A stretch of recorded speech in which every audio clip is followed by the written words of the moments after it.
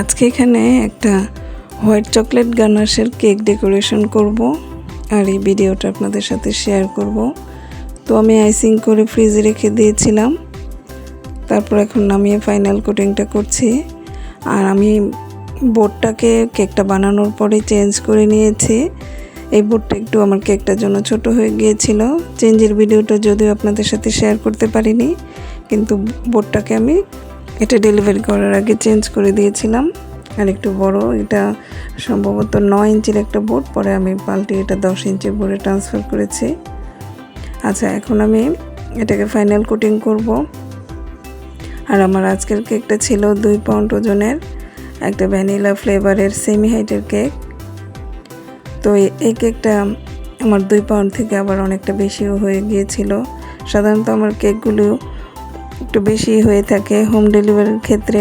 সবাই নিশ্চয়ই জানবেন যে কেক কিন্তু পারফেক্ট ওয়েতে দেওয়া যায় না। সবাই সাধারণত একটু বেশি দিয়ে থাকে বানানোর সময়। হোম ডেলিভারির কেকগুলো একটু বেশি হয়ে যায়, এতটা এক্স্যাক্ট মাপ বানানো যায় না। যাই হোক, আমি ফাইনাল কোটিংটা দিয়ে নিচ্ছি, যতটা স্মুথ করা যায় ততটাই করে নেব। আর এখানে আমার ভ্যানিলা ফ্লেভারেরও ক্রিমটা তৈরি করে নিয়েছিলাম।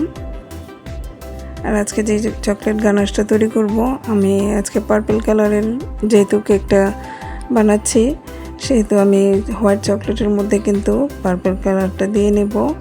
আর এই হোয়াইট চকলেটের মধ্যে পার্পল কালার দেওয়ার সময় একটু খেয়াল রাখতে হবে, কালারটা একদমই সামান্য দিতে হবে। একটু বেশি পড়ে গেলেই কিন্তু এটা দেখতে কালো কালো হয়ে যাবে, তখন ভালো লাগে না।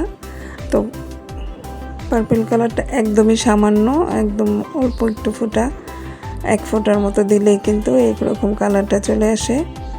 আর হোয়াইট চকলেটের মধ্যে সামান্য একটু বিট করা হুইপ ক্রিম, মানে যেই ক্রিমটা দিয়ে আমি কেকটাকে স্মুথ করেছি, বিট করা সেই ক্রিমটা দিতে হবে। এটার রেশিও হলো 3:1। এই রেশিওতে মানে 3 ভাগ হবে চকলেট আর 1 ভাগ হবে হুইপ ক্রিম। এই রেশিওতে আমি চকলেট গানাশটা তৈরি করে তারপরে কেকের উপরে এভাবে দিয়ে দিলাম। আর এই চকলেট গানাশটা হবে হালকা কুসুম গরম, আর কেকটা হবে ফ্রিজের একদম ঠান্ডা একটা কেক। তাহলে কিন্তু খুব সুন্দর গানাশটাকে স্মুথ করা যায় আর কেকের মধ্যেও ছড়িয়ে দেওয়া যায়।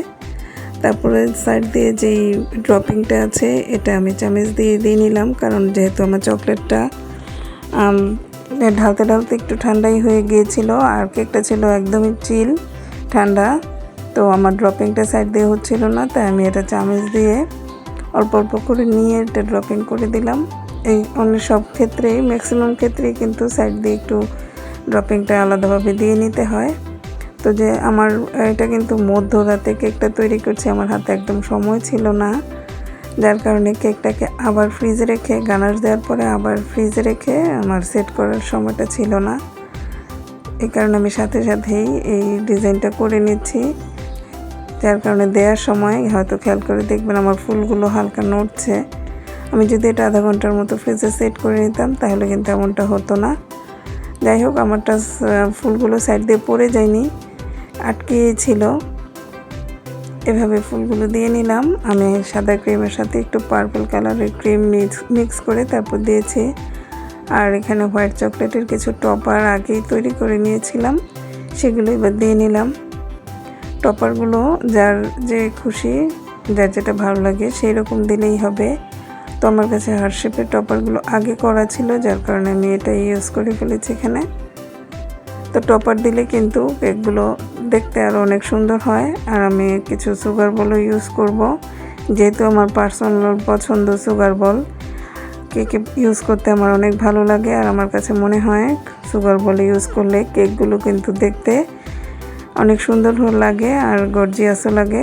যার কারণে আমি কিন্তু আমার ম্যাক্সিমাম কেকের মধ্যেই বেশি কম যেমনই হোক সুগার বল ইউজ করে থাকি। তো এই ক্ষেত্রে এই কেকের ক্ষেত্রেও বেশ কিছু সুগার বল দিয়ে নিলাম। আর সুগার বল দেওয়ার পরে কিন্তু কেকটা অনেক সুন্দর হয়েছে দেখতে। তো এই কেকের নিচে বর্ডার দেওয়া যেত, আর আমি সাধারণত গানার যে কেকগুলোতে ইউজ করি নিচে বর্ডারটা দিতে আমার ভালো লাগে না। আমার কাছে মনে হয় যে নিচের বর্ডারটা দিলে ড্রপিংটার সৌন্দর্যটা একটু কমে। যাই হোক, দেওয়া যেত, কিন্তু এটাতে আমি দেইনি, বোর্ডটা চেঞ্জ করেছি পরে। তখনও দেওয়া যেত। আচ্ছা, এখন আমি কেকটাকে মেপে দেখব। কেকটা আমার 2 পাউন্ড বানানোর কথা ছিল, মানে আমার কেকটা এখানে পেত 900 গ্রাম, বোর্ডের ওজন 100 গ্রাম।